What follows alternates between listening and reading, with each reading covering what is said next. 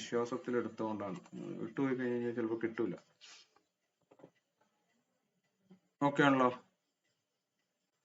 അപ്പൊ ഇത് മനസ്സിലായല്ലോ. ഒന്നോടെ പറയാം. ട്രാൻസ് ഹിമാലയത്തിൽ മെയിൻ ആയിട്ട് വരുന്നത് ഒന്നോടെ ഒരു ക്വിക്ക് റിവിഷൻ ആയിട്ട് പറയാം. മെയിൻ ആയിട്ട് വരുന്നത് എന്തൊക്കെയാണ്? പത്കായ് ബം എന്ന് പറയുമ്പോൾ അരുണാചൽ പ്രദേശിനും മ്യാൻമറിനും ഇടയിലായിട്ട് സ്ഥിതി ചെയ്യുന്ന മലനിരകളാണ്. നാഗാ കുന്നുകള് നാഗാലാൻഡിൽ കാണുന്നു. പിന്നെ ഖാസി ഖാരോ ജയന്തിയ കുന്നുകൾ മേഘാലയത്തില്, മിസോ കുന്നുകൾ മിസോറാമിൽ കാണുന്നതാണ്. സോ ഇതിൽ ഇമ്പോർട്ടന്റ് ആയിട്ട് വരുന്നത് ഖാസി ഖാരോ ജയന്തിയ കുന്നുകൾ. ബിക്കോസ് എന്താ, ഖാസി കുന്നുകളിലാണ് ലോകത്തിന്റെ ഏറ്റവും കൂടുതൽ മഴ ലഭിക്കുന്ന പ്രദേശമായ മൗണ്ട് സിൻഡ്രോ സ്ഥിതി ചെയ്യുന്നത്. അതുപോലെ തന്നെ രണ്ടാമത്തെ ഒരു മഴ ലഭിക്കുന്ന പ്രദേശമാണ് എന്ത്, ചിറാപുഞ്ചി. ചിറാപുഞ്ചി എന്നറിയപ്പെടുന്ന പേര് എന്താണ്, സൊഹ്റ എന്നുള്ള പേരിലാണ് അറിയപ്പെടുന്നത്. പിന്നെ ഇനി വേറെന്താണ്, ഈ നാഗാ കുന്നുകളിൽ ഏറ്റവും ഉയരം കൂടിയ കുന്ന് ഏതാണ്, പീക്ക് ഏതാണ്? സരാമതി. ഇനി അതുകൂടാതെ തന്നെ നാഗാലാൻഡിലൂടെ ഒഴുകുന്ന ബ്രഹ്മപുത്രയുടെ പോഷക നദി ഏതാണ്? ധാൻസിരി. അപ്പൊ അതൊന്ന് ഓർത്തു വെച്ചേക്ക. ഇപ്പൊ കിഴക്കൻ മലനിരയില് ഏറ്റവും ഉയരം കൂടിയ പർവ്വതം ഏതാന്ന് വെച്ച് കഴിഞ്ഞാൽ ഏതാണ്?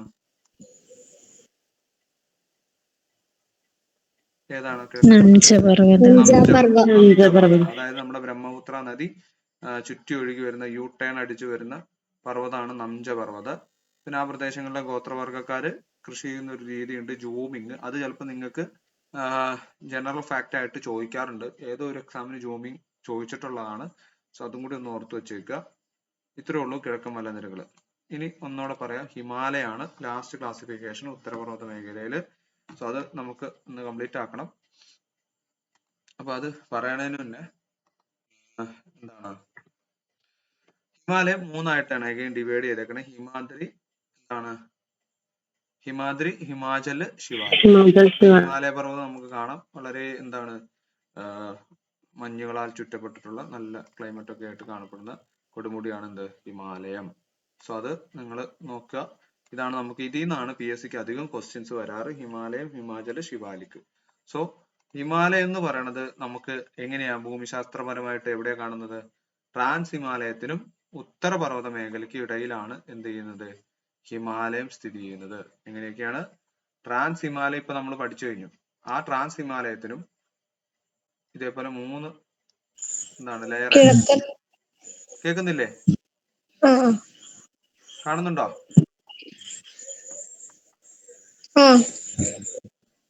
നോക്കുക, ഇവിടെ നമ്മൾ നോക്കി,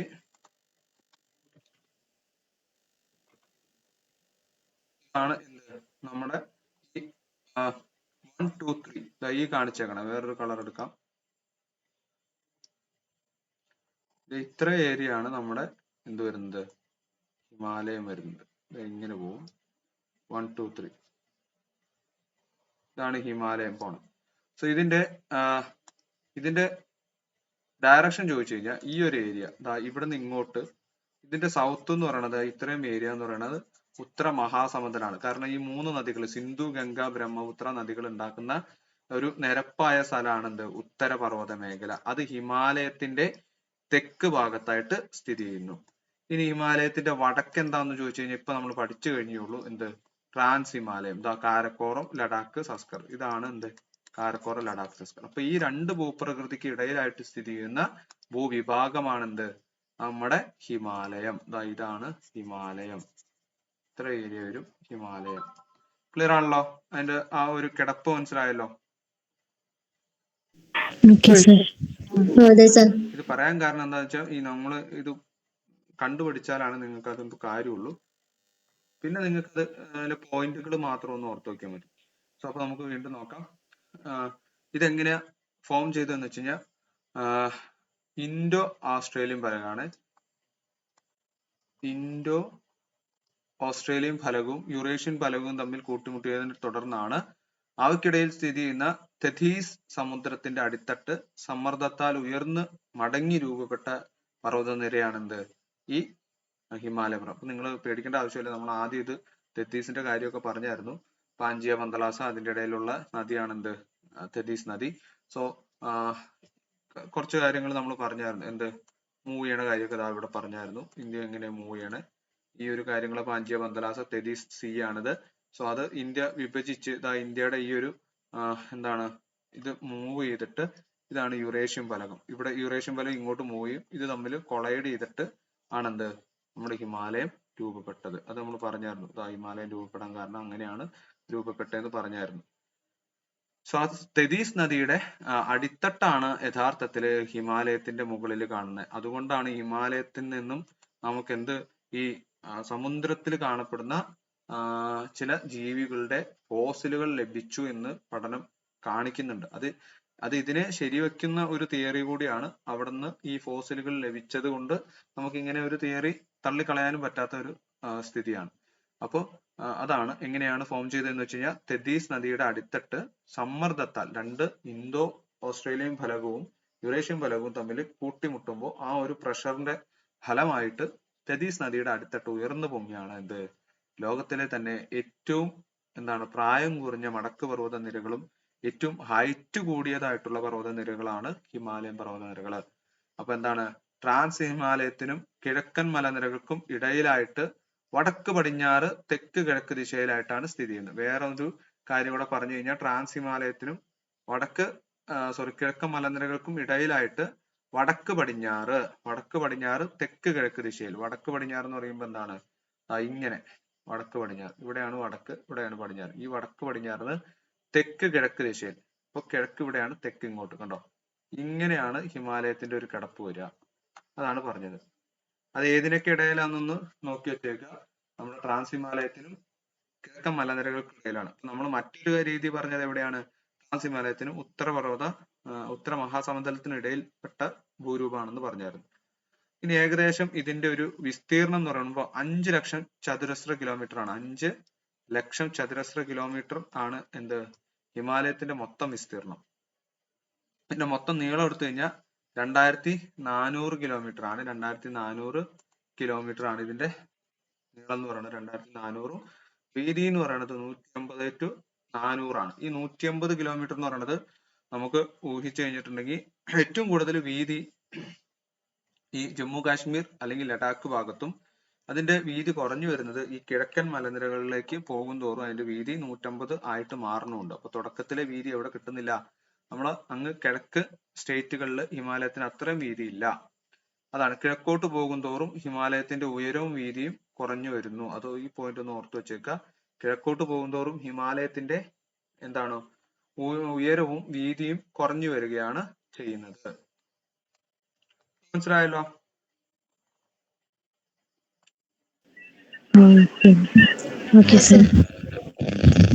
ഇനി ഹിമാലയ പർവ്വതത്തിന്റെ വീതി അതാണ് പറഞ്ഞത്. ലഡാക്ക് ഭാഗത്ത് 400, അരുണാചൽ പ്രദേശിൽ 150. ഇപ്പൊ ഞാൻ പറഞ്ഞ പോയിന്റ് ആണ്. അതുപോലെ തന്നെ ടിബറ്റൻ പീഠഭൂമി ഗംഗാ സമതലത്തിനും ഇടയിൽ സ്ഥിതി ചെയ്യുന്നതാണ്. എന്ത് ഇതിനെ നമ്മൾ ടിബറ്റൻ പീഠഭൂമി നമ്മൾ ടിബറ്റിനും ഗംഗാ സമതലത്തിനും ഇടയിൽ സ്ഥിതി ചെയ്യുന്നതാണെന്ന് പറയാം. അപ്പൊ മൂന്നായിട്ട് നമുക്ക് എന്ത് പറയാം, ജിയോഗ്രഫിക്കലി ഇതിന്റെ പൊസിഷൻ പറയാം. ഒന്ന് ട്രാൻസ് ഹിമാലയത്തിനും ഉത്തര മഹാസമുദ്രത്തിനും, അതല്ലെങ്കിൽ ടിബറ്റൻ പീഠഭൂമിക്കും ഉത്തര മഹാസമുദ്രത്തിനും. ഇനി അതും അല്ലെങ്കിൽ ട്രാൻസ് ഹിമാലയത്തിന് വടക്ക് പടിഞ്ഞാറായിട്ടും, അതുപോലെ കിഴക്കൻ പർവ്വതനിരകൾ അല്ലെ, കിഴക്കൻ പർവ്വതനിരകൾ എന്ന് പറയുമ്പോൾ കിഴക്ക് അതുപോലെ തെക്ക് ഭാഗത്തായിട്ടാണ് ഇതിന്റെ ഒരു ഡയറക്ഷൻ എന്ന് പറയാം. അപ്പൊ ഹിമാലയം എന്ന വാക്കിന്റെ അർത്ഥം എന്താണ്? അപ്പൊ അതാദ്യമാണ് പറയേണ്ടത്. ഹിമാലയം എന്ന വാക്കിന്റെ അർത്ഥം മഞ്ഞിനാൽ മൂടപ്പെട്ട സ്ഥലം. മഞ്ഞിന്റെ വാസസ്ഥലം എന്നൊക്കെ പറയും. നമ്മൾ എവിടെ നോക്കിയാലും മഞ്ഞാണ്. ഇപ്പൊ നമ്മൾ ഒരു ഫോട്ടോ കാണിച്ചു തന്നു അല്ലെ. അപ്പൊ ഇത് അവസാദ ശിലകൾ കൊണ്ടും കൂടിയാണ് ഇതിന്റെ പാറക്കെട്ട്, ഇതിൽ നിന്നുള്ള അടർന്നു വീണ പാറക്കല്ലുകൾ പരിശോധിക്കുമ്പോൾ എന്ത് പറയാം, ഈ പർവ്വതം നിർമ്മിച്ചിരിക്കുന്നത് അവസാദ ശിലകളാണ്. അവസാദ ശിലകൾ എന്ന് പറഞ്ഞാൽ എന്താ? അവസാദ ശിലകൾ 3 ടൈപ്പ് പൊടിഞ്ഞ് അടി അത് ഉണ്ടാകുന്നല്ലേ. ആഗ്നേയശിലകളുണ്ട്, അവസാദ ശിലയുണ്ട്, കായാന്തരിത ശിലയുണ്ട്. അപ്പൊ ആഗ്നേയ ശില എന്ന് പറയുമ്പോ എന്താണ്? അത് മാതൃശില എന്നറിയപ്പെടുന്നു. അതായത് നമ്മുടെ ലാവ തണുത്തുറഞ്ഞുണ്ടാവുന്ന ശിലകളാണ് ആഗ്നേയ ശിലകൾ. മറ്റേതെന്താണ്? അവസാദം എന്ന് പറയുമ്പോൾ ഈ നദികളുടെ ഒക്കെ ഫലമായിട്ട് അടിഞ്ഞടിഞ്ഞടിഞ്ഞുണ്ടാവുന്നതാണ്. കായാന്തരിതം എന്ന് പറയുമ്പോൾ ഈ ആഗ്നേയ ശിലകൾക്കും അവസാദ ശിലകൾക്കും എന്താണ് ഹൈ പ്രഷർ ഹൈ ടെമ്പറേച്ചർ. അപ്പൊ ഭൂമിയിൽ ഹൈ പ്രഷർ ടെമ്പറേച്ചറിന്റെ ഒക്കെ ഫലമായിട്ട് രൂപമാറ്റം സംഭവിച്ചുണ്ടാകുന്ന ശിലകളാണ് കായാന്തരത്തെ ശിലകൾ. അപ്പൊ നിങ്ങൾ ഓർക്കുക, ഹിമാലയത്തിൽ അവസാദ ശിലകളായിട്ട് നിർമ്മിച്ചിരിക്കുന്നവയാണ്. ഹിമാലയം എന്ന് പറയുന്നത് അവസാദ ശിലകളാൽ നിർമ്മിച്ചിരിക്കുന്നവയാണെന്ന് ഓർത്തു വെച്ചേക്കുക. കാരണം ഞാൻ പറഞ്ഞു, ഇതിന്റെ തെതീസ് നദിയുടെ അടിത്തട്ടാണ് എന്ത് ചെയ്തേക്കണം, പൊങ്ങി വന്നേക്കുന്നത്. ഈ അടിത്തട്ട് പൊങ്ങി വരിക എന്ന് പറഞ്ഞാൽ അടിത്തട്ട് ആദ്യം എന്തായിരിക്കും, ലാവ തണുത്ത് ഉറഞ്ഞ്, കാരണം വെള്ളം വന്ന് വീണ് കഴിഞ്ഞപ്പോ നമ്മുടെ ഭൂമി എന്താണ് ഉരുകുകയായിരുന്നു. ആ ഉരുകലിന് ഒരു ശമനം കിട്ടിയത് ഈ വെള്ളം എന്താണ് വാട്ടർ വന്നതിനോട് ശേഷമാണ്. അപ്പൊ അതുകൊണ്ട് തന്നെ അടിത്തട്ട് എപ്പോഴും അവസാദ ശിലകളായിരിക്കും, ആഗ്നേയ ശിലകളായിരിക്കും. ഈ അവസാദ ശിലകൾ എന്ന് പറയുമ്പോൾ നമുക്കറിയാം എന്താണ്, നിക്ഷേപിച്ച നദിയുടെയൊക്കെ ഫലമായിട്ട് നിക്ഷേപിച്ചതാണ്. ഇതിന്റെ ഉള്ളില് പോയിട്ടുണ്ടെങ്കിൽ ഇത് ഗ്രാനൈറ്റ് ആണ്. ഇതിന്റെ ഈ ഹിമാലയത്തിന്റെ ഉൾവശം എന്ന് പറയുന്നത് ഗ്രാനൈറ്റ് ശിലകളാണ്. പുറം ഭാഗമാണ് എന്ത്, അവസാദ ശിലകളാലും നിർമ്മിച്ചിരിക്കുന്നതെന്ന് ഓർത്തു വെച്ചേക്കുക. പിന്നെ ഏഷ്യയുടെ വാട്ടർ ടവർ എന്നും കൂടി അറിയപ്പെടുന്നതാണ് എന്ത്, ഹിമാലയം. കാരണം എന്താ, 3 നദികൾ ഹിമാലയ നദികളാണ്, സിന്ധു, ഗംഗ, ബ്രഹ്മപുത്ര. വാട്ടർ ടവർ എന്ന് പറഞ്ഞാൽ എന്താ, വാട്ടർ ഉത്ഭവിക്കുന്ന ടവർ അല്ലെ, എന്നാണ് വാട്ടർ ടവർ. സത്യം പറഞ്ഞാൽ ഹിമാലയം എന്ന് പറയുന്നത് 3 നദികളാണ്. ഒരു കണക്കിന് നോക്കിക്കഴിഞ്ഞാൽ സിന്ധു ഉണ്ട്, ഗംഗയുണ്ട്, ബ്രഹ്മപുത്ര ഉണ്ട്. ഈ 3 നദികളാണ് എവിടെ നിന്ന് ഉത്ഭവിക്കുന്നത്, നമ്മുടെ ഹിമാലയത്തിൽ നിന്ന് ഉത്ഭവിക്കുന്നത്. അതുകൊണ്ട് തന്നെ ഇതിന് കുറെ വിശേഷണങ്ങളുണ്ട്. എന്തൊക്കെയാണെന്ന് വെച്ച് കഴിഞ്ഞാൽ, ലോകത്തിലെ ഏറ്റവും ഉയരം കൂടിയ പർവ്വതനിര, അത് നമ്മൾ പറഞ്ഞു കഴിഞ്ഞു. മൗണ്ട് എവറസ്റ്റ് സ്ഥിതി ചെയ്യുന്നത് ഈ പർവ്വതനിരയിലാണ്. അതുകൊണ്ട് തന്നെ എന്താണ്, നാച്ചുറലി ഈ ഒരു പേരിന് അർഹനായിട്ടുള്ള പർവ്വതനിര എന്ന് പറയുന്നത് ഹിമാലയം തന്നെയാണ്. ഇനി അടുത്തത്, ലോകത്തിലെ ഏറ്റവും വലിയ മടക്ക് പർവ്വതം. മടക്ക് പർവ്വതം എന്ന് വെച്ച് കഴിഞ്ഞാൽ എന്താ, ഈ ഇമ്പാക്ട് മൂലം ഉണ്ടാക്കിയേക്കണ 3 നിരകളായിട്ടാണ് കേട്ടോ, മടക്ക് പോലെ. ആദ്യം ഹിമാദ്രി ഏറ്റവും ഹൈറ്റ്, പിന്നെ അതിന്റെ കുറച്ചും കൂടി ഹൈറ്റ് കുറവായിട്ടുള്ള ഹിമാചല്, പിന്നെ ഹൈറ്റ് കുറവുള്ള ശിവാലിക്.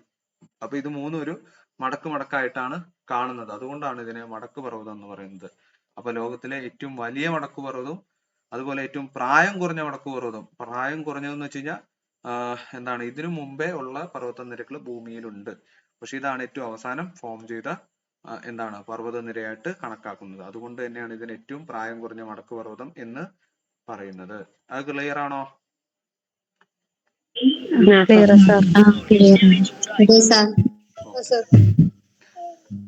ഇനി ഇതിൽ കുറച്ച് കാര്യങ്ങളോടെ ഉണ്ട്. നിങ്ങൾ മെയിൻ ആയിട്ട് ഇതിന്റെ ചിലപ്പോൾ നിങ്ങളോട് ചോദിക്കും, താഴെ തന്നിരിക്കുന്ന സംസ്ഥാനങ്ങളിൽ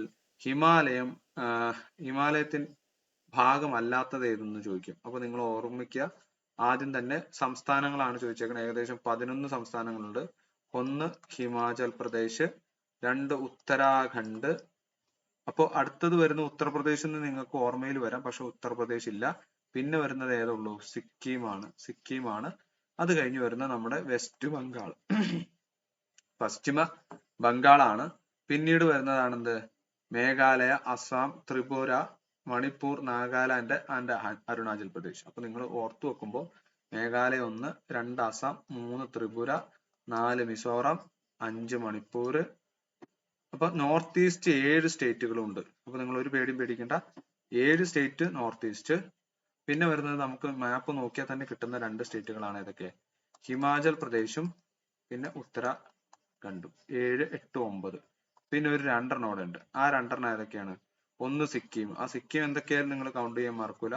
ബിക്കോസ് എന്താ, ഇവിടെയാണ് കാഞ്ചൻജംഗ. ഇന്ത്യയിലെ പൂർണ്ണമായും സ്ഥിതി ചെയ്യുന്ന ഇന്ത്യയിലെ ഏറ്റവും വലിയ കൊടുമുടിയാണത് കാഞ്ചൻജംഗ. അത് സിക്കിമിലാണ്. അതുകൊണ്ട് തന്നെ നമ്മൾ 10ാമത്തെ സ്റ്റേറ്റ് ആയിട്ട് ഏതിനെടുക്കും, സിക്കിമിന് എടുക്കും. And last but not the least ഏതാണ്, പശ്ചിമ ബംഗാൾ. ഈ പശ്ചിമ ബംഗാൾ നമുക്കറിയാം, വെസ്റ്റ് ബംഗാൾ ഈ സിക്കിമിന്റെ ഒക്കെ തൊട്ട് താഴെ സിലിഗുഡി കോറിഡോർ, അതുപോലെ തന്നെ ഡാർജിലിംഗ് ഒക്കെ സ്ഥിതി ചെയ്യുന്നത് പശ്ചിമ ബംഗാൾ ഇത്തിരി കയറിയാണ് കിടക്കുന്നത്. അപ്പൊ പശ്ചിമ ബംഗാളാണ് 11ാമത്തെ സ്റ്റേറ്റ്. അപ്പൊ പഠിച്ചു വെക്കാൻ എളുപ്പമാണ്. 11 സ്റ്റേറ്റുകളിൽ 7 എണ്ണം നോർത്ത് ഈസ്റ്റ് സ്റ്റേറ്റ്, നോർത്ത് ഈസ്റ്റിൽ ഒന്നുപോലും ഇല്ലാതെ ഇല്ല. പിന്നെ വരുന്ന 2 എണ്ണം നമ്മുടെ ഹിമാചൽ പ്രദേശ് ആൻഡ് ഉത്തരാഖണ്ഡ്. 7ഉം 2ഉം 9. പിന്നെ 2 എണ്ണം ഇവിടെ ഉണ്ട്. അതിലൊന്നാണ് സിക്കിം, മറ്റൊന്നാണ് എന്ത്, വെസ്റ്റ് ബംഗാൾ. ക്ലിയർ ആയോ? അതെ സാർ, ക്ലിയർ ആയി. അപ്പൊ ഇനി ഗ്രാഫ് നിങ്ങളോട് ചോദിച്ചു കഴിഞ്ഞാൽ ചിലപ്പോൾ നിങ്ങൾക്ക് ഇങ്ങനെ ആയിരിക്കും, താഴെ തന്നിരിക്കുന്ന സംസ്ഥാനങ്ങൾ ഹിമാലയത്തിന്റെ ഭാഗമല്ലാത്തത് ഏത്? ഓപ്ഷൻ എ തരും ഹിമാചൽ പ്രദേശ്, ബി തരും ഉത്തരാഖണ്ഡ്, സി തരും ഉത്തർപ്രദേശ് ആൻഡ് ഡി തരും ഏതാണ് ഇപ്പുറത്തേക്ക് മാറിയിട്ട് വെസ്റ്റ് ബംഗാൾ തരും. സോ അറിയാത്തവനാണെന്നുണ്ടെങ്കിൽ എന്ത് ചെയ്യും? വെസ്റ്റ് ബംഗാൾ ഓപ്ഷൻ എ ഇത്, ബി ഇത്, സി ഇത്, ഡി. വെസ്റ്റ് ബംഗാൾ എന്നാ പിടിച്ചോ വെച്ചോ എന്ന് പറഞ്ഞ് വെസ്റ്റ് ബംഗാൾ എന്ത് ചെയ്യും? കറുപ്പിക്കും. വീട്ടിൽ വന്ന് നോക്കും, വെസ്റ്റ് ബംഗാൾ ഇല്ല. ഏതായിരിക്കും? ഉത്തർപ്രദേശ് ആയിരിക്കും. സിമ്പിൾ ക്വസ്റ്റ്യൻ ആണ്. അവിടെ ഇരുന്ന് നോക്കുമ്പോൾ ഇതൊക്കെ എനിക്കറിയാം, ഇത് ഞാൻ പഠിച്ചാന്ന് നോക്കും. വീട്ടിൽ വന്ന് നോക്കുമ്പോൾ എന്തായിരിക്കും? ആൻസർ തെറ്റിയിട്ടുണ്ടായിരിക്കും. അതുകൊണ്ടാണ് മാപ്പ് വെച്ച് പഠിക്കണം എന്ന് പറയുന്നത്. വെസ്റ്റ് ബംഗാൾ ആണ് ഇല്ലാത്തത്, സോറി ഉത്തർപ്രദേശ് ആണ് ഇല്ലാത്തതെന്ന് ഓർത്ത് വെച്ചേക്കുക. പിന്നെയും ചിലപ്പോൾ ചോദിക്കാം, ഇപ്പൊ 2 സംസ്ഥാനങ്ങളാക്കിയ ആദ്യ സംസ്ഥാനമായിരുന്നു, പക്ഷെ ഇപ്പൊ എന്തല്ല, കേന്ദ്രഭരണ പ്രദേശങ്ങളാണ്. സോ ഇത് സെപ്പറേറ്റ് നോട്ട് ചെയ്ത് പഠിക്കുക. ജമ്മു കാശ്മീരും ലഡാക്കും സംസ്ഥാനങ്ങളല്ല, മറിച്ച് എന്താണ്? യൂണിയൻ ടെറിട്ടറീസ് ആണ്. യൂണിയൻ ടെറിട്ടറീസ് എന്നൊരു വാക്ക് പോലും ക്വസ്റ്റ്യനിൽ വരൂല. ചിലപ്പോ ഇതിൽ എന്ത് ചെയ്യും? ഉത്തർപ്രദേശ്, അടുത്തത് എന്ത് വരും? ജമ്മു ആൻഡ് കാശ്മീർ, പിന്നെ എന്ത് വരും? ഉള്ള 2 സംസ്ഥാനങ്ങൾ തരും. എന്നിട്ട് പിന്നെ എന്ത് ചോദിക്കും? ഉള്ള സംസ്ഥാനങ്ങളിൽ ഉത്തരാഖണ്ഡ് തരും, പിന്നെ മറ്റൊന്ന് നാഗാലാൻഡും തരും. എന്നിട്ട് ഓപ്ഷൻ ഇങ്ങനെ തരും. ഏതൊക്കെയാണെന്ന് വെച്ച് കഴിഞ്ഞാൽ എ ബി സി ഡി. ആദ്യം എന്ത് തരും? ബി ഒള്ളി എന്ന് തരും. പിന്നെ തരും എന്ത്? എ ആൻഡ് ബി എന്ന് തരും. അടുത്തത് എന്ത് തരും? ഓൾ ദി എബോവ് എന്ന് തരും. പിന്നെ എന്ത് വരും? ബി ആൻഡ് ഡി എന്ന് തരും. ക്വസ്റ്റ്യൻ വളരെ എളുപ്പത്തിൽ ഉണ്ടാക്കി കൺഫ്യൂഷൻ ആക്കി. നിങ്ങൾക്ക് ഇത് ജോഗ്രഫിയിൽ വന്നു കഴിഞ്ഞാൽ നിങ്ങൾ ഓപ്ഷൻ സ്റ്റേറ്റ്മെന്റ് രൂപത്തിൽ തന്നു കഴിഞ്ഞിട്ടുണ്ടെങ്കിൽ പെട്ടോ പെട്ടോ പെട്ടു സാർ. അതാണ് ഞാൻ പറഞ്ഞത്. നമ്മൾ പഠിക്കുമ്പോൾ കറക്റ്റ് ആയിട്ട് പഠിക്കണം. ഇല്ലെങ്കിൽ ഇത്തരത്തിലുള്ള ക്വസ്റ്റ്യൻസ് വന്നു കഴിഞ്ഞാൽ നമ്മുടെ തെറ്റിപ്പോവും. അപ്പൊ ഇതിൽ നിങ്ങൾ കറക്റ്റ് ആയിട്ട് ഓപ്ഷൻ ഏതൊക്കെ ചൂസ് ചെയ്യും? നമ്മളോട് ചോദിച്ചേക്കുന്ന സ്റ്റേറ്റ് ആണ്. ജമ്മു കാശ്മീർ എന്താണ്? യൂണിയൻ ടെറിട്ടറി ആണ്. അപ്പൊ ഉത്തരാഖണ്ഡും നാഗാലാൻഡും മാത്രമാണ് ഇതിൽ വരൂ. ബി ആൻഡ് ഡി അങ്ങനെ ഒരു ഓപ്ഷൻ ഉണ്ടെങ്കിൽ അത് ഡി ഓപ്ഷൻ ആയിരിക്കും. ഈ ഓപ്ഷൻ ആയിരിക്കണം നിങ്ങൾ ചൂസ് ചെയ്യേണ്ടത്. ഈ ഒരു ഓപ്ഷൻ ആയിരിക്കണം കറക്റ്റ് ആൻസർ വരിക. അപ്പൊ ചോദ്യമൊക്കെ നിങ്ങൾ ഉണ്ടാക്കി പഠിക്കുക, അതാണ് പറയണത്. ഇതിൽ നിന്നൊക്കെ സിമ്പിൾ ആയിട്ട് തോന്നുമെങ്കിലും നിങ്ങൾ ബാക്കി പീക്കിന്റെ ഹൈറ്റും മറ്റതൊക്കെ പഠിച്ചു പോകും. ഇതേപോലെ ഒരു സ്റ്റേറ്റ്മെന്റ് ക്വസ്റ്റ്യൻ ക്രിയേറ്റ് ചെയ്യാം അല്ലെ? അത്യാവശ്യം ജോഗ്രഫി അറിയാവുന്നവരാണ് ക്വസ്റ്റ്യൻ ഇടുന്നതെന്നുണ്ടെങ്കിൽ സിമ്പിൾ ആയിട്ട് കൺഫ്യൂഷൻ ആക്കാനായിട്ട് ഇടാം. അതുപോലെ തന്നെ ഹിമാലയം ഏറ്റവും കൂടുതൽ വ്യാപിച്ചു കിടക്കുന്ന ഇന്ത്യൻ സംസ്ഥാനം ചോദിച്ചു കഴിഞ്ഞിട്ടുണ്ടെങ്കിൽ അത് ഏതാന്ന് ചിലപ്പോൾ നിങ്ങൾക്കൊന്ന് കൺഫ്യൂഷൻ ആവും. അത് ഒന്നുമല്ല, അരുണാചൽ പ്രദേശ് ആണ്. അരുണാചൽ പ്രദേശിലാണ് ഹിമാലയം ഏറ്റവും കൂടുതൽ വ്യാപിച്ചു കിടക്കുന്ന എന്ത് സംസ്ഥാനം. ഇനി അതുപോലെ തന്നെ ഇമ്പോർട്ടന്റ് ആയിട്ടുള്ള ജോഗ്രഫിക്കൽ ഫാക്റ്റിൽ നിന്ന് തന്നെ എടുക്കാവുന്ന ഒരു കാര്യമാണ്, ഒരു ഭാഗത്ത് ഹിമാലയവും മറുഭാഗത്ത് സമുദ്രവുമുള്ള ഏക ഇന്ത്യൻ സംസ്ഥാനം ചോദിച്ചു കഴിഞ്ഞാൽ അത് വേറൊന്നുമല്ല, നമ്മുടെ പശ്ചിമ ബംഗാൾ ആണ്. കാരണം ഞാൻ പറഞ്ഞു സിക്കിമിന്റെ ഒക്കെ താഴെ പശ്ചിമ ബംഗാൾ ഹിമാലയ പർവ്വതമായിട്ട് അതിർത്തി അതിന്റെ ഒരു ഭാഗമായിട്ട് വരുന്നതാണ്. ഇപ്പുറത്തെ സൈഡ് നോക്കുകയാണെങ്കിൽ എന്താണ്? അറബിക്കടല് അല്ലെ? ബംഗാൾ, ബേ ഓഫ് ബംഗാൾ സ്ഥിതി ചെയ്യുന്നുണ്ട്. അറബിക്കടൽ അല്ല, ബേ ഓഫ് ബംഗാൾ. അപ്പോൾ ഹിമാലയത്തിന്റെ 3 സമാന്തര പർവ്വത നിരകൾ. ഇപ്പൊ ഈ ഹിമാലയത്തിനെയാണ് എന്ത് 3 പർവ്വത നിരകൾ, മടക്ക് പർവ്വത നിരകളാണ് ഇത് പറഞ്ഞേക്കണേ. അപ്പൊ ആ 3 പർവ്വത നിരകളാണ് നമ്മൾ പഠിക്കാൻ പോകുന്നത്. ഏറ്റവും ഹൈറ്റ് കൂടിയിട്ടുള്ളതും ഏറ്റവും വടക്ക് സ്ഥിതി ചെയ്യുന്നതായിട്ടുള്ള ഹിമാലയ പർവ്വത നിരയാണ് എന്ത്? ഹിമാദ്രി. ആദ്യത്തെ നിര ഹിമാദ്രി. ഇതിന്റെ ആവറേജ് ഹൈറ്റ് എന്ന് പറയുന്നത് ഏകദേശം 6000 മീറ്റർ തന്നെ വരും. ഇനി അതുപോലെ രണ്ടാമത്തെ മലനിരയാണ് എന്ത്? ഹിമാചൽ. ഹിമാചൽ എന്ന് പറയുന്നത് രണ്ടാമത്തെ നിരയാണ് ഹിമാചൽ, അല്ലെങ്കിൽ ലെസ്സർ ഹിമാലയാസ് എന്ന് പറയുന്നത്. ഏറ്റവും നോർത്തിൽ സ്ഥിതി ചെയ്യുന്ന ഏറ്റവും പൊക്കം കൂടിയ പർവ്വത നിരയാണ് എന്ത്? ഹിമാദ്രി. അതിനെയാണ് എന്ത്? ഗ്രേറ്റർ ഹിമാലയ എന്ന് പറയുന്നത്. ഇനി ഏറ്റവും അവസാനം ഏറ്റവും പുറത്ത് സ്ഥിതി ചെയ്യുന്നതും ഈ വിട്ടുവിട്ടായിട്ട് കാണപ്പെടുന്നതുമായിട്ടുള്ള എന്താണ്? ഈ വിട്ടുവിട്ട് കാണപ്പെടാൻ കാരണം എന്ന് വെച്ച് കഴിഞ്ഞാൽ ഈ ഹിമാലയ നദികളുടെ പ്രവർത്തനമാണ്. ഹിമാലയ നദികൾ ഇതിനെല്ലാം ഈ മണ്ടക്കേന്ന് ഇങ്ങനെ പറഞ്ഞ് ഒഴുകി ഇതിവിടെയൊക്കെ എന്ത് ഈ ഗ്യാപ്പ് വരുത്തുന്നുണ്ട്. അതുകൊണ്ട് ഏറ്റവും കൂടുതൽ ഡിസ്കണ്ടിന്യൂ ആയിട്ട് കാണപ്പെടുന്ന മലനിര കൂടിയാണ് എന്ത്? ശിവാലിക്, അല്ലെങ്കിൽ ശിവന്റെ ജട എന്നൊക്കെ അറിയപ്പെടുന്ന ഔട്ടർ ഹിമാലയ. ഔട്ടർ എന്ന് പറയാൻ കാരണം ഇത് ഏറ്റവും പുറത്താണ്. ഏറ്റവും പുറത്തായതുകൊണ്ടാണ് ഇതിനെ ഔട്ടർ ഹിമാലയ. ഏറ്റവും ആദ്യത്തേനെ ഹിമാദ്രി, പിന്നെ ഹിമാചൽ എന്ന് പറയുന്നത്. ഇത് ക്ലിയർ ആണോ?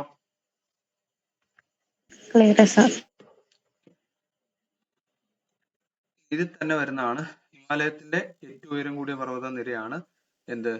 ഈ ഹിമാദ്രി. ഹിമാദ്രിയാണ് ആദ്യം നമ്മൾ നോക്കേണ്ടത്. ഹിമാദ്രിയാണ് ആദ്യം കൂടുതൽ നോക്കേണ്ടത്. ഹിമാദ്രി എന്ന് പറയുന്ന ഹിമാലയത്തിലെ ഏറ്റവും ഉയരം കൂടിയ പർവ്വത നിരയാണ് ഹിമാലയത്തിന്റെ നട്ടെല്ല് എന്നൊക്കെ അറിയപ്പെടുന്ന പർവ്വതനിര കൂടിയാണ് എന്ത്? ഹിമാദ്രി. ഏറ്റവും വടക്കായിട്ട് സ്ഥിതി ചെയ്യുന്നത് ഏതാണെന്ന് വെച്ച് കഴിഞ്ഞാൽ ഹിമാദ്രിയാണ്. ആവറേജ് ഹൈറ്റ് എത്രയുണ്ടെന്ന് വെച്ച് കഴിഞ്ഞാൽ 6000 മീറ്ററിന്. ഇതിലുള്ള എല്ലാ പർവ്വതനിരക്കും ഏകദേശം 6000 മീറ്ററിന് മുകളിൽ പൊക്കമുള്ളവയാണ്. അതുകൊണ്ട് തന്നെ ഇതിന്റെ ആവറേജ് ഹൈറ്റ് എന്ന് പറയുന്നത് 6000 മീറ്റർ ആണ്. ഇനി ഉപരിതലം ഗ്രാനൈറ്റ് ശിലകളാൽ എന്താണ് സൃഷ്ടിക്കപ്പെട്ടിരിക്കുന്നതാണ് ഹിമാദ്രിയുടെ ഉപരിതലം എന്ന് പറയുന്നത് ഏത് ശിലകളാണ് ബന്ധിപ്പിച്ച് എന്തുകൊണ്ടാണ് നിർമ്മിക്കപ്പെട്ടിരുന്നത് വെച്ച് കഴിഞ്ഞാൽ ഗ്രാനൈറ്റ് ശിലകളാലാണ് നിർമ്മിക്കപ്പെട്ടിരിക്കുന്നത്.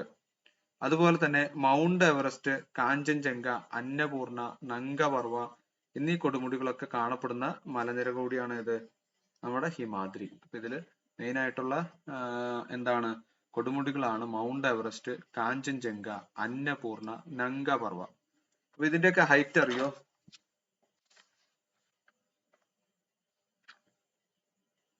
ഹൈറ്റ് അറിയോ? ഒന്നുകൂടെ നോക്കണം. മൗണ്ട് എവറസ്റ്റിന്റെ നമുക്ക് 8848 ആണ്. 8848 പോയിന്റ് എന്താണ് .86. കാഞ്ചൻജംഗ നമുക്ക് പെട്ടെന്ന് പഠിക്കാം. എങ്ങനെയായിരുന്നു കാഞ്ചൻജംഗ? 85-86 റാങ്ക് ഫയലാണ്. പക്ഷെ നമ്മുടെ SCRT-യില് 85-98 ആണ് കേട്ടോ. 85-98 ആണെന്ന് ഓർത്ത് വെച്ചേക്കുക. അടുത്ത അന്നപൂർണ ഉണ്ട്. അപ്പൊ നന്ദാദേവിയാണ് അതിൽ വരുന്നത്.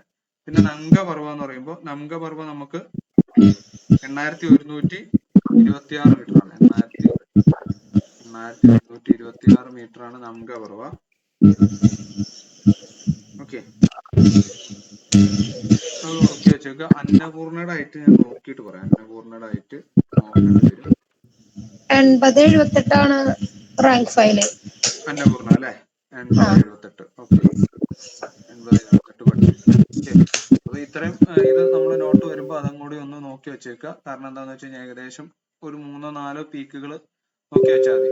അപ്പൊ ഇന്ത്യയിൽ ഏറ്റവും പൂർണ്ണമായിട്ട് സ്ഥിതി ചെയ്യുന്നതാണ് ഏത്? കാഞ്ചൻജംഗ. അതിന്റെ ഹൈറ്റ് 85-98. ഇതുണ്ടെങ്കിൽ ഇത് തന്നെ കുത്ത്, കാരണം SCRT-യിൽ പറഞ്ഞാണിത്. പിന്നെ നമ്മുടെ മൗണ്ട് എവറസ്റ്റ്, അതുകൂടാതെ നംഗപർവയുണ്ട്. നംഗപർവ നമ്മൾ പറഞ്ഞു. നംഗപർവയ്ക്ക് 8126 ആണ്. പിന്നെ അന്നപൂർണയാണ് ഏറ്റവും എന്താണ് ഡേഞ്ചറസ് ആയിട്ടുള്ളതൊക്കെ കൂടി കണ്ടാണ് ഒരു പർവ്വതനിരയാണ് അന്നപൂർണ. ഇനി നന്ദാദേവി ഉണ്ട്. അതുകൂടാതെ നന്ദാദേവി പറഞ്ഞു നമ്മള്. നന്ദാദേവി കൂടി എന്ത് ചെയ്യുന്നുണ്ട്? ഈ മലനിരയിൽ തന്നെ സ്ഥിതി ചെയ്യുന്ന ഒരു പീക്കാണ്. അപ്പൊ ഏതാ പീക്ക് എന്നുള്ളത് നമുക്ക് ഞാൻ അതിന്റെ ഒരു മാപ്പോടെ ഇട്ട് തന്നേക്കാം ഈ നോട്ട് വെക്കുമ്പോൾ. അപ്പൊ നിങ്ങൾക്ക് അത് നോക്കാനായിട്ടൊരു എളുപ്പം ഉണ്ടായിരിക്കും. അറ്റ്ലീസ്റ്റ് ഇത്രയെങ്കിലും നിങ്ങളൊന്ന് പഠിച്ചു വെക്കുക. ഇനി ഈ നംഗപർവയാണ് ഈ നംഗപർവയാണ് എന്ത്? 8126 മീറ്റർ. അപ്പൊ ദയാമീർ, ഈ നംഗപർവ എവിടെ സ്ഥിതി ചെയ്യുന്നതെന്ന് ഞാൻ കഴിഞ്ഞ ക്ലാസ്സിൽ കാണിച്ചു തന്നു. നംഗപർവ എവിടെയാണ് സ്ഥിതി ചെയ്യുന്നത്? ഈ ഒരു സ്ഥലത്താണ്. കണ്ടോ? ഈ ഒരു സ്ഥലത്തായിട്ട് വരും നംഗപർവ. ഇവിടെയായിട്ടാണ് നംഗപർവ വരിക. അത് 8126 മീറ്റർ. നംജപർവത ഇവിടെയായിട്ട് വരും. ഇത് നംജ, ഇത് നംഗ. ഓക്കെ, രണ്ടും ഹിമാലയത്തിന്റെ ഒരു സ്റ്റാർട്ടിങ്ങും എൻഡിങ്ങും ആയിട്ടാണ് വരുന്നത്. അത് ക്ലിയർ ആണല്ലോ?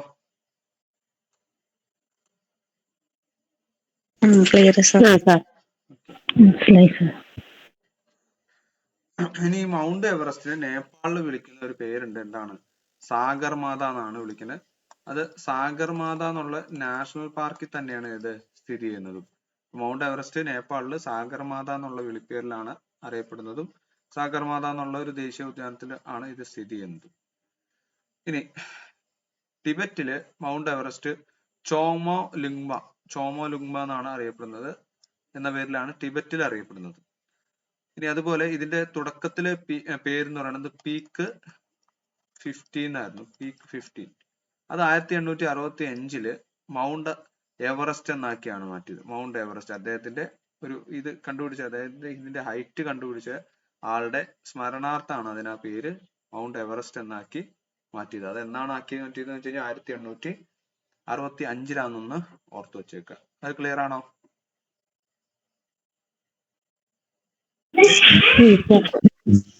ഇതോടെ കഴിഞ്ഞിട്ട് നമുക്ക് കുറച്ച് എവറസ്റ്റ് ഒന്ന് റിവിഷൻ ചെയ്യാം, ഹിമാദ്രി റിവിഷൻ ചെയ്യാം. ഇനി അത് പറയുമ്പോൾ നമുക്ക് എന്ത് വേണം? മൗണ്ട് എവറസ്റ്റിനെ കുറിച്ച് പറയുമ്പോൾ അത് ആരാണ് ഏറ്റവും ആദ്യം കീഴടക്കിയതെന്നും കൂടി അറിയണം. ഏതൊക്കെയാണ്? എഡ്മണ്ട് ഹിലാരിയും ടെൻസിംഗ് നോർഗയാണ്. എഡ്മണ്ട് ഹിലാരി ന്യൂസിലാൻഡുകാരനായിട്ടുള്ള ഒരു വ്യക്തിയാണ്.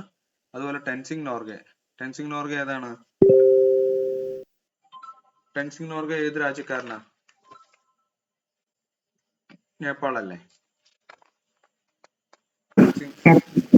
നേപ്പാളാണ്. ഏതാണ്? നേപ്പാൾ തന്നെ. നേപ്പാൾ തന്നെ. ടെൻസിംഗ് നോർഗെ നേപ്പാളിന്റെ ആണ്. ഇവരെന്നാണ് ഇത് കയറിയെന്ന് വെച്ച് കഴിഞ്ഞാൽ 1959 മെയ് 29 മെയ് 29 ആ ഡേറ്റ് ഓർത്ത് വെക്കുക. അതിനുശേഷമാണ് എന്ത് മെയ് 29 എവറസ്റ്റ് ഡേ ആയിട്ട് ആചരിക്കാൻ തുടങ്ങിയത്. എവറസ്റ്റ് ഡേ ആയിട്ട് 1959 മെയ് 29 ടെൻസിംഗ് നോർഗെയും എഡ്മണ്ട് ഹിലാരിയും കൂടി എന്താണ് കീഴടക്കിയ ഹിമാലയത്തിന്റെ സ്മരണാർത്ഥമാണ് ഈ മെയ് 29 ഹിമാലയൻ ഡേ ആയിട്ട് ആചരിക്കുന്നത്. ഇനി അതുകൂടാതെ കുറച്ചുകൂടി ആൾക്കാർ ഇത് കുറച്ചെന്നല്ല കുറച്ചധികം പേര് കീഴടക്കിയിട്ടുണ്ട്.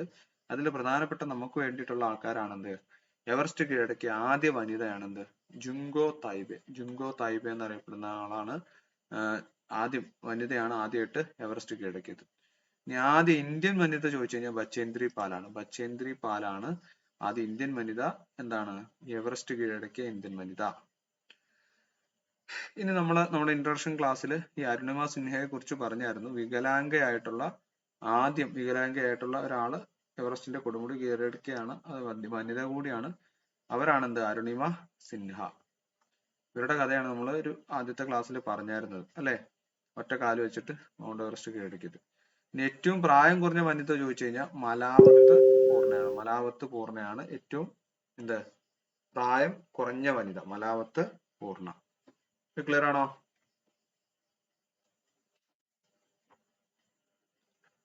ഓക്കെ അല്ലേ? അപ്പൊ ക്വസ്റ്റ്യൻ ചോദിക്കാം. അല്ലി പറഞ്ഞു. അല്ലി എന്നല്ലേ പേര് അങ്ങനെ തന്നെയാണോ? അല്ലി എന്നാണല്ലേ പേര്? ആള് കേൾക്കുന്നില്ലേ? അമ്പിളിയാണോ? അത് ശരി, പേരൊക്കെ മാറ്റിക്കൊണ്ടിരിക്കുകയല്ല ഇടയ്ക്കിടയ്ക്ക്. എന്നാ പറഞ്ഞോ. ഹിമാലയത്തിന്റെ നട്ടെല്ല് എന്നറിയപ്പെടുന്ന പർവ്വതനിര ഏതാണ്? ഹിമാദ്രിയിലെ ഏറ്റവും കൂടുതൽ ഹൈറ്റ് ഉള്ള പർവ്വതം ഏതാ? ഹിമാദ്രിയിലെ ഏറ്റവും കൂടുതൽ എവറസ്റ്റ്. ഇന്ത്യയിലുള്ള ഹിമാലയത്തിന്റെ ഭാഗമായിട്ടുള്ള ഏറ്റവും ഉയരം കൂടിയ പീക്ക് ഏതാ? അതാണ് കാഞ്ചൻജംഗ. ഓക്കെ, അതിന്റെ ഹൈറ്റ് എത്രയായിരുന്നു? കാഞ്ചൻജംഗയുടെ ഹൈറ്റ് അത് 8598. മറന്നു പോകരുത് കേട്ടോ. ഓക്കെ, അടുത്ത ആള്.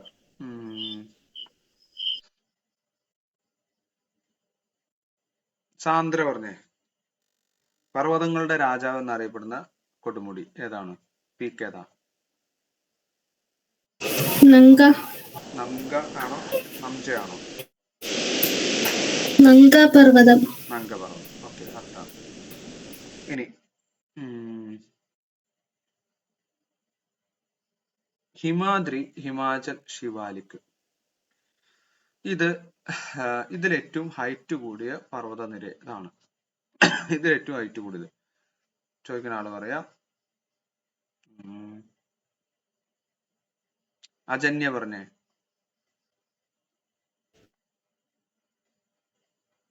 ഹിമാദ്രി ഹിമാചൽ ശിവാലിക്. ഹിമാദ്രി. ഏറ്റവും വടക്ക് ഭാഗത്തായിട്ട് സ്ഥിതി ചെയ്യുന്നത് ഹിമാദ്രി. ഓക്കെ.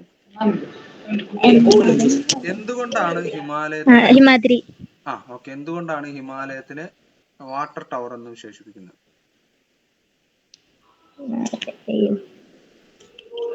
എന്തുകൊണ്ടാണ്?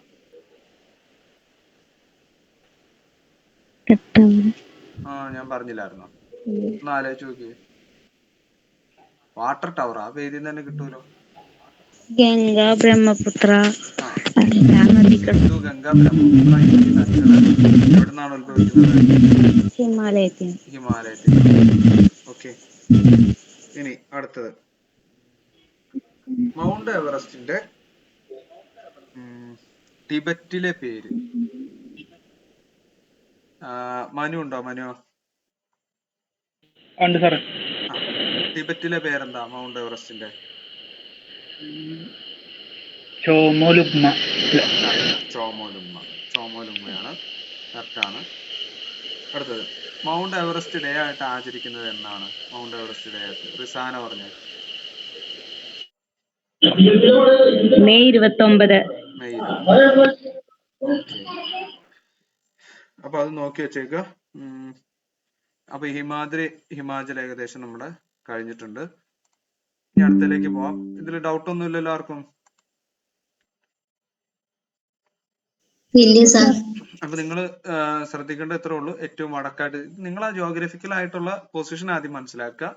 പിന്നെ അതിൽ ഇത് പഠിക്കുമ്പോൾ ആകെ കൂടി ഇതിന്റെ അടിയിൽ ഇപ്പൊ നിങ്ങളൊക്കെ നോട്ട് ഉണ്ടാക്കുമ്പോൾ ഇതുപോലെ ഒന്നും നോട്ട് ഉണ്ടാക്കണ്ട. ചോമോലുങ്മ എന്ന് എഴുതുക, പിന്നെ സാഗരമാത എന്ന് എഴുതുക, പിന്നെ പീക്ക് 50 എന്ന് എഴുതുക, അതിന്റെ ഹൈറ്റ് എഴുതുക, ഈ 29ന്റെ പ്രത്യേകത, ഈ ഇങ്ങനെ മതി നോട്ട് ഉണ്ടാക്കാനായിട്ട്. ഇപ്പൊ നിങ്ങളിത് ജസ്റ്റ് ഒന്ന് വായിക്കുക. എന്നിട്ട് നിങ്ങൾ റിവിഷൻ ചെയ്യാനുള്ള നോട്ടിൽ എന്താണ് ഹിമാദ്രി എന്ന് എഴുതിയിട്ട് ഈ പോയിന്റുകൾ മാത്രം എഴുതി വെച്ചാൽ മതി. അരുണിമ സിൻഹ, വജേന്ദ്ര, ഇതൊന്നും വേണ്ട. അരുണിമ സിൻഹ ആരാന്ന് നിങ്ങളുടെ തലച്ചോറിൽ വരണം. ആദ്യത്തെ വികലാംഗയായിട്ടുള്ള വനിത. അതുപോലെ ഏറ്റവും പ്രായം കുറഞ്ഞ വനിത ഏതാന്ന് വെച്ച് കഴിഞ്ഞാൽ മലാവത്ത് പൂർണ്ണാന്ന് നിങ്ങൾക്ക് ഓർത്തെടുക്കാൻ പറ്റണം. അപ്പൊ മാത്രമേ നിങ്ങളുടെ റിവിഷൻ നോട്ട് കറക്റ്റ് ആവുള്ളൂ. അടുത്തത് ഹിമാചലാണ്. അപ്പൊ തൊട്ട് താഴെ രണ്ടാമത് സ്ഥിതി ചെയ്യുന്ന പർവ്വതനിരയാണ് എന്ത്? ഹിമാചൽ. ഹിമാദ്രി കഴിഞ്ഞിട്ട് ഹിമാചൽ. സോ അതിന്റെ ഹൈറ്റ് എന്തായിരിക്കും? കുറവായിരിക്കും. ആദ്യം 5000 6000ത്തിന് മുകളിൽ ഉണ്ടായിരുന്നു, ഇപ്പൊ എന്തായിട്ട് മാറി? 3000 ആയിട്ട് മാറിയിട്ടുണ്ട്. ഇനി ഹിമാദ്രിക്ക് തെക്ക് ഭാഗം ഞാൻ പറഞ്ഞു, ഏറ്റവും വടക്കായിട്ട് നമ്മുടെ ഹിമാദ്രി ഉണ്ട്. സോ അതിന്റെ വടക്ക് ഇവിടെയാണ് വടക്ക്. തെക്ക് ഭാഗം എന്ന് പറയുമ്പോൾ ഇവിടെ ആയിട്ടാണ് വരിക എന്ത്? നമ്മുടെ ഹിമാചൽ. സോ ഹിമാചൽ എന്തിനു വേണ്ടിയെന്ന് വെച്ചാൽ നമ്മുടെ ബൈക്ക് റൈഡേഴ്സും എല്ലാവരും സുഖവാസ കേന്ദ്രങ്ങളാണ്. അപ്പോൾ ഷിംല, കുളു, മണാലി, ഡൽഹൌസി, അതുപോലെ ഡാർജിലിംഗ്, മുസോറി, ഡാർജിലിംഗ് ഒക്കെയുണ്ട്. ഡാർജിലിംഗ് എന്നാണ്, മുസോറി എന്നാണ്. പിന്നെ അതുപോലെ അൽമോറ തുടങ്ങിയ ഹിൽ സ്റ്റേഷൻസ് സുഖവാസ കേന്ദ്രങ്ങളാണ് ഏറ്റവും കൂടുതൽ ഈ ഹിമാചൽ. കാരണം നമുക്ക് കയറാൻ പറ്റുന്ന ഒരു ഹൈറ്റും അതുപോലെ അത്യാവശ്യം നല്ല ക്ലൈമറ്റും ആയിട്ടുള്ള ഒരു എന്താണ് ഭൂപ്രകൃതിയാണ് ഹിമാചൽ എന്ന് പറയുന്നത് പർവ്വതനിരയിലുള്ളത്.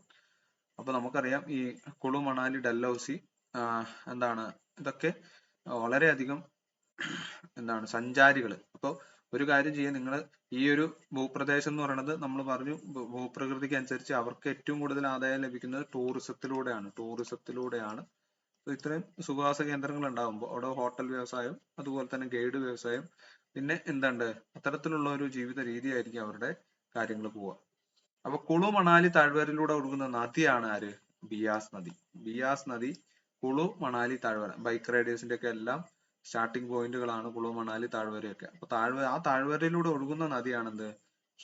ബിയാസ് നദി ആ താഴ്വരയിലൂടെയാണ് ഒഴുകുന്നത്. താഴ്വര എന്ന് പറഞ്ഞാൽ അറിയാലോ, കുന്നിന്റെ നേരെ താഴെ കാണുന്ന സമതലമായിട്ടുള്ള പ്രദേശങ്ങളെയാണ് താഴ്വര എന്ന് പറയുന്നത്. ഓക്കെ, നമ്മള് വേൾഡ് ജോഗ്രഫി പഠിച്ചപ്പോൾ പറഞ്ഞു അല്ലെ, പർവ്വതക്കാറ്റുണ്ട് താഴ്വരക്കാറ്റുണ്ട്. സോ താഴ്വര എന്ന് പറയുമ്പോൾ പർവ്വതത്തിന്റെ അടിയിലായിട്ടാണ് എന്ത്? താഴ്വര വരിക. ഓക്കെ, അതിന് നമ്മൾ പഠിച്ചിട്ടുണ്ട്, ഇപ്പൊ പറഞ്ഞു നിൽക്കുന്നില്ല.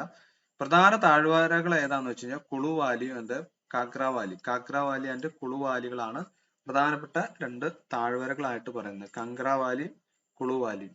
അപ്പോ ഈ വാലി എന്താന്ന് വെച്ച് കഴിഞ്ഞിട്ടുണ്ടെങ്കിൽ ഈ പർവ്വതത്തിന്റെ താഴെ കാണുന്ന സമതല പ്രദേശങ്ങളെയാണ് വാലി എന്ന് അറിയപ്പെടുന്നത്. ഇനി ഹിമാദ്രിക്കും പീർപ്പാഞ്ചലിനും പർവ്വതനിരകൾക്ക് ഇടയിലായിട്ട് സ്ഥിതി ചെയ്യുന്ന താഴ്വരയാണ് എന്ത്? കാശ്മീർ വാലി. ഹിമാദ്രിക്കും പീർപ്പാഞ്ചൽ എവിടെയാന്ന് കാണിച്ചു തരാം.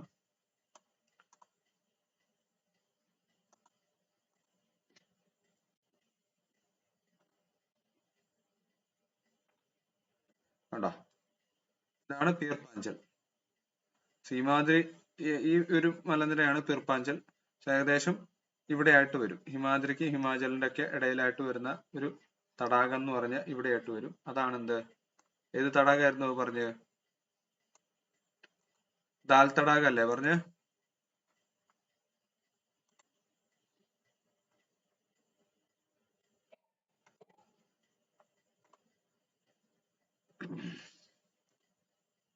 എവിടെയാണ് നമ്മൾ കാശ്മീർ വാലിയാണ്. ഹിമാദ്രിക്കും പീർപ്പാഞ്ചലിനും ഇടയിലുള്ള പർവ്വതനിരയാണ് എന്ത്? കാശ്മീർ വാലി. കാശ്മീർ വാലിയാണ് പർവ്വതനിര. അതുപോലെ തന്നെ ഒരു ദാൽ തടാകം ഉണ്ട്. ആ ദാൽ തടാകം രണ്ട് മലനിരകൾക്കിടയിലാണ് സ്ഥിതി ചെയ്യുന്നത്. അതുകൂടി നിങ്ങൾ ഓർത്തു വെച്ചേക്കുക. ഇത് തന്നെ അത് നമ്മൾ അടുത്തതിലായിട്ട് വരുന്നുണ്ട്. ദാൽ തടാകം എവിടെയാണ് വരുന്നത്? ഇപ്പോ ദൈവത്തിന്റെ താഴ്വര എന്നറിയപ്പെടുന്നതാണ് എന്ത്? കുളു വാലി. കുളു വാലി എന്ന് പറയുമ്പോൾ ദൈവത്തിന്റെ, അതിന്റെ വിശേഷണങ്ങളാണ് ദൈവത്തിന്റെ താഴ്വര. ഇത് ചോദിക്കാറുള്ളതാണ് PSC. ദൈവത്തിന്റെ താഴ്വര എന്നറിയപ്പെടുന്ന പ്രദേശം ഏതാന്ന് വെച്ച് കഴിഞ്ഞാൽ കുളു വാലിയാണ്. അതുപോലെ സുഖവാസ കേന്ദ്രങ്ങളുടെ റാണി എന്നറിയപ്പെടുന്നത് മസൂറിയാണ്. നമുക്കറിയാം മസൂറിയിലേക്കാണ് എന്ത്? IAS, IPS തുടങ്ങിയ സിവിൽ സർവീസ് കേഡറ്റുകള് ആദ്യത്തെ ഒരു വർഷം 1 ഇയർ ഇവിടെ കോമൺ ട്രെയിനിങ് ആയിരിക്കും. കോമൺ ട്രെയിനിങ് ആണ്. അതിനുശേഷമാണ് IFS. എല്ലാ സർവീസും IRS എല്ലാം ഇവിടെയാണ് കോമൺ ട്രെയിനിങ്. രണ്ടാമത്തെ വർഷമാണ് എന്ത്? ഇവർ IPS ട്രെയിനിങ്ങിനായിട്ട്. ഇപ്പൊ IPS കാര് ഹൈദരാബാദിലുള്ള സർദാർ വല്ലഭായ് പട്ടേൽ എന്താണ് പോലീസ് അക്കാദമിയിലേക്ക് വരിക. ഈ മറ്റ് റവന്യൂ ടാക്സ്, അതായത് റവന്യൂ സർവീസിലുള്ളവർ ഡൽഹിയിലേക്ക് വരും. അങ്ങനെ മാറി മാറി അവരുടെ സർവീസ് സെന്ററുകൾ മാറിക്കൊണ്ടിരിക്കും. എന്തൊക്കെയായാലും മസൂറിയാണ് ഇതിന്റെ ലാൽ ബഹാദൂർ ശാസ്ത്രി ഓഫ് എന്താണ് ആ ഇൻസ്റ്റിറ്റ്യൂട്ട്, അതല്ലേ സിവിൽ സർവീസുകാർക്ക് ട്രെയിനിങ് കൊടുക്കുന്ന സ്ഥാപനമാണ് അല്ലെ. അപ്പൊ സുഖവാസ കേന്ദ്രങ്ങളുടെ രാജകുമാരി എന്നറിയപ്പെടുന്നത് ഏതാണ്? കൊടൈക്കനാൽ കൂടിയാണ്. കൊടൈക്കനാലാണ് റാണി മസൂറി. ഇപ്പൊ ഇത് ഓർത്തു വെച്ചേക്കാനായിട്ട് എന്താണ് രണ്ടില് റായ് ഉണ്ടെന്ന് ഓർത്തു വെച്ചേക്കുക. മസൂറി, റാണി. രാജകുമാരി ആണെങ്കിൽ ഇവിടെ രായാണ്. അതില്ലാത്തത് എന്താണ്? കൊടൈക്കനാലാണ്. അങ്ങനെ ഒന്ന് ഓർത്തു വെച്ചാൽ മതി, രണ്ടും കൺഫ്യൂഷൻ ആവുന്നുണ്ടെങ്കിൽ. അതുവരെ ക്ലിയർ ആണോ? അതെ സാർ, ക്ലിയർ ആണ്. ഓക്കെ. അപ്പൊ ശിവാലിക്കും കൂടി എടുത്തിട്ട് നമുക്ക് അങ്ങ് നിർത്താം. ഉത്തര മഹാസമുദ്രം നമുക്ക് അടുത്ത ക്ലാസ്സിൽ കുറച്ചുള്ളൂ. ശിവാലിക്ക് കുറച്ചുള്ളേ, അതങ്ങ് പറയാം. അല്ലെങ്കിൽ പിന്നെ നമ്മൾ ഉത്തരപർവ്വത മേഖല അങ്ങ് വച്ചുകൊണ്ടിരിക്കും. ശിവാലിക്ക് ഞാൻ പറഞ്ഞു ഏറ്റവും സൗത്ത്, അതായത് ഹിമാലയത്തിന്റെ ഒക്കെ ഏറ്റവും താഴെ, അതുപോലെ തന്നെ എന്തുണ്ട്? ഉത്തര മഹാസമുദ്രത്തിന് സമാന്തരമായിട്ട് കാണുന്ന ഒരു മലനിരയാണ്. കുറച്ചൊക്കെ എന്താണ് വിട്ട് ഗ്യാപ്പുകളാൽ കാണപ്പെടുന്ന. അത് എന്തുകൊണ്ടാന്ന് വെച്ചാൽ ഹിമാലയ നദികളുടെ ഈ അപരദന പ്രവർത്തനം മൂലമാണ് ഈ ഗ്യാപ്പുകൾ വന്നത്. കാരണം ഒന്നാമത് ഹൈറ്റ് ഇല്ല, പിന്നെ ഹിമാദ്രി ഹിമാചല് പോലെ അത്രയും വീതിയോ അല്ലെങ്കിൽ എന്താണ് സ്ട്രെങ്ത് ഉള്ള ഒരു മലനിര അല്ല ശിവാലിക്ക്. അതുകൊണ്ട് തന്നെ ഈ ഭൂകമ്പ സാധ്യതാ പ്രദേശമൊക്കെയാണ് ഇത് ശിവാലിക്ക്. ഇതിന്റെ ഒരു ആവറേജ് ഹൈറ്റ് എന്ന് പറയുമ്പോൾ 12,220 മീറ്റർ ഉള്ളൂ. സോറി, 1220 മീറ്റർ ഉള്ളൂ. ടൈപ്പ് ചെയ്തപ്പോൾ മാറിപ്പോയത്. 1220 മീറ്റർ ഉള്ളൂ. ഇതിന്റെ അർത്ഥം എന്ന് പറഞ്ഞു കഴിഞ്ഞാൽ ശിവന്റെ തിരുമുടി എന്നാണ് അർത്ഥം. ശിവാലിക്, ശിവന്റെ തിരുമുടി എന്നർത്ഥം. പിന്നെ എന്താണ് ഞാൻ പറഞ്ഞു, ഇത് വളരെ എന്താണ് കനം കുറഞ്ഞതും ഹൈറ്റ് കുറഞ്ഞതായിട്ടുള്ള ഒരു ഭൂപ്രദേശം ആയത് കാരണം. പിന്നെ അതുകൂടാതെ നമ്മൾ പറഞ്ഞു എന്ത്, ഇപ്പോഴും ഇന്ത്യ അതുപോലെ യുറേഷ്യൻ ഫലകവും തമ്മിൽ കൂട്ടിമുടിച്ചുകൊണ്ട് ഇരിക്കുകയാണ്. അതുകൊണ്ടാണ് നമ്മുടെ പസഫിക് സമുദ്രത്തിന്റെ വീതി കുറയുന്നതും ഇന്ത്യൻ മഹാസമുദ്രവും അറ്റ്ലാന്റിക് സമുദ്രവും ഇപ്പോഴും വികസിച്ചുകൊണ്ടിരിക്കുന്നത്. സോ ആ ഒരു കൂട്ടിമുട്ടൽ ഇപ്പോഴും നടന്നുകൊണ്ടിരിക്കുന്നത് കൊണ്ട് തന്നെ ഇവിടെ എന്തായിരിക്കും? എർത്തുകേക്ക് പ്രോൺ ഏരിയ ആയിരിക്കും. അതായത് ഭൂകമ്പങ്ങളും ഉരുൾപൊട്ടലുകളും കൂടുതലായിട്ട് കാണപ്പെടുന്നത്. നിങ്ങളിപ്പോ പേപ്പറിലടക്കം ഉണ്ടായിരുന്നു അല്ലെ, ഏതോ തീർത്ഥാടന സ്ഥലത്ത് ഉരുൾപൊട്ടലൊക്കെ ആയിട്ട് ഈ വീടുകൾക്ക് അവിടെയൊക്കെ ഇടിച്ചിലൊക്കെ ആയിട്ട് ഇപ്പോഴും അവര് ഭയങ്കര ഭീതിയിലാണ് നടക്കുന്നത്. അവിടുത്തെ കെട്ടിടങ്ങൾക്കൊക്കെ ക്രാക്ക് വീഴുക, ഇത്തരത്തിലുള്ള ഒരു ന്യൂസ് നിങ്ങൾ കേട്ട് കാണും. അപ്പൊ ഈ പ്രദേശത്തെ പ്രധാന കൃഷിരീതിയാണ് തട്ടുതട്ടായിട്ടുള്ള കൃഷിരീതി അല്ലെങ്കിൽ ടെറസ് കൾട്ടിവേഷൻ. നിങ്ങൾ ഓർക്കുക, ടെറസ് കൾട്ടിവേഷനും ഉണ്ട്, ജൂമിങ്ങും ഉണ്ട്. ആ ജൂമിങ്ങിന്റെ പേര് എവിടെയാണ്? നോർത്ത് ഈസ്റ്റ് സ്റ്റേറ്റിലാണ്, അസം മേഖലയിലൊക്കെയാണ് എന്ത് ജൂമിങ് കൃഷിരീതി ഫോളോ ചെയ്യുന്നത്. ഇവര് തട്ടുതട്ടായിട്ടുള്ള കൃഷിരീതിയാണ്. രണ്ടും ഒന്ന് തന്നെയാണ് ഫലത്തില്, പക്ഷെ പേരുകൾ വ്യത്യാസം ഉണ്ടെന്ന് ഓർക്കുക.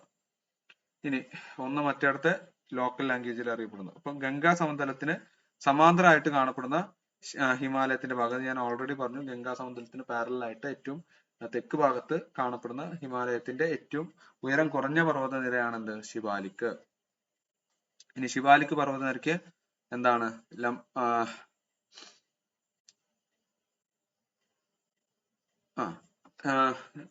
ശിവാലിക് എന്താണ്? ശിവാലിക് പർവ്വതനിരക്ക് ഈ എന്താണ് പാരലൽ ആയിട്ട് കാണപ്പെടുന്നത്. ഇത് നമ്മൾ ടൈപ്പിംഗ് മിസ്റ്റേക്ക് ആണ്. പാരലൽ ആയിട്ട് കാണപ്പെടുന്ന നീളമേറിയതും വിസ്തൃതമായിട്ടുള്ള താഴ്വരകളെയാണ് എന്ത്? ഡൂണുകൾ എന്ന് പറയുന്നത്. ഡൂണുകൾ എന്ന് വെച്ച് കഴിഞ്ഞാൽ താഴ്വരകളെയാണ് പ്രധാനമായിട്ടും പറയുന്നത്. അപ്പൊ ശിവാലിക്കിന് പാരലൽ ആയിട്ട് തന്നെ കാണപ്പെടുന്ന താഴ്വരകളെയാണ് ഡൂൺസ് എന്ന് പറയുന്നത്. ഡെറാഡൂൺ ഒക്കെ നിങ്ങൾ കേട്ടാണ്. അപ്പൊ ഇതിലെ പ്രധാനപ്പെട്ട ഡൂണുകളാണ് എന്ത്? ഡെറാഡൂൺ, കോട്ടലി ഡൂൺ. ഡെറാഡൂൺ, കോട്ടലി ഡൂൺ ഒക്കെ ഈ ശിവാലിക് പർവ്വതനിരക്ക് എന്താണ് പാരലൽ ആയിട്ട് തന്നെ കാണപ്പെടുന്ന വിസ്തൃതമായിട്ടുള്ള താഴ്വരകളെയാണ് എന്ത്? ഡൂണുകൾ എന്ന് പറയുന്നത്. അപ്പൊ അതിന്റെ നീളം വീതി ഒന്നും നിങ്ങൾ അധികം നോക്കണ്ട. ഇന്ത്യയിലെ ഏറ്റവും വലിയ ഡൂണാണ് എന്ത്? ഡെറാഡൂൺ എന്നും കൂടി ഓർത്ത് വെച്ചേക്കുക. ഇന്ത്യയിലെ ഏറ്റവും വലിയ ഡൂണാണ് ഡെറാഡൂൺ. ഇന്ത്യയിലെ ഏറ്റവും വലിയ പീഠഭൂമി ഏതാ? ലഡാക്ക് പീഠഭൂമി. ലഡാക്ക്. അത് ഏറ്റവും ഉയരം കൂടിയതല്ലേ? അല്ല, കാനല്ലേ സർ? ഏതാ? ഡെക്കാനാണ്. നമ്മുടെ ത്രികോണാകൃതിയിൽ ഉയരത്തിലുള്ളത് ലഡാക്ക്. ഉയരത്തിലുള്ളതാണ്. അപ്പൊ അതാണ് ക്വസ്റ്റ്യൻ വായിച്ചിട്ടേ നിങ്ങൾക്ക് ഉത്തരം എഴുതാവൂ എന്ന് പറയുന്നത്. ഇത്തരത്തിലുള്ള കൺഫ്യൂസിംഗ് ആയിട്ടുള്ള ഫാക്ട് ആയിരിക്കും ഈ എന്താണ് നമ്മൾ സ്ഥിതി ചെയ്യുന്ന ഏത് ഡയറക്ഷനിലാണെന്നൊക്കെ ആയിട്ട് നിങ്ങൾ വായിച്ചു നോക്കുക. അതൊക്കെ നിങ്ങൾ പെട്ടെന്ന് എടുത്തു ചാടി ആൻസർ ചെയ്യുന്ന ക്വസ്റ്റ്യൻസ് ആണ്. അത് ധൃതി പിടിക്കാണ്ടിരിക്കുക. ഇത് മര്യാദയ്ക്ക് ഞാൻ ഗ്രാഫൊക്കെ ആയിട്ട് പറഞ്ഞു തന്നേക്കണെയാണ്. ഇതിൽ നിന്ന് ഒരു മാർക്കും പോവരുത്. മാക്സിമം മാർക്ക് നമ്മൾ ഇട്ടിട്ടുണ്ട്. PSC സാധാരണ ചോദിക്കുന്ന ക്വസ്റ്റ്യൻസ് എല്ലാം ഡിസ്കസ് ചെയ്തിട്ടുണ്ട്. ഈ ഒരു മാപ്പ് നിങ്ങളുടെ മൈൻഡിൽ ഉണ്ടെങ്കിൽ എന്തില്ല, ഇനി അങ്ങോട്ട് ഉത്തരപർവ്വത മേഖല നിങ്ങൾക്കൊരു വിഷയമല്ല. ഓക്കെ ആണോ? ഓക്കെ, അപ്പൊ ഒന്ന് വൈൻഡപ്പ് ചെയ്യാം. ഡൗട്ട് എന്തെങ്കിലും ഉണ്ടോ ആർക്കെങ്കിലും? ക്ലിയർ ആണ് സർ. അപ്പൊ എല്ലാവർക്കും ഓക്കെ. അപ്പൊ എല്ലാവർക്കും good night. Okay sir. Thank you. Good night. Thank you sir.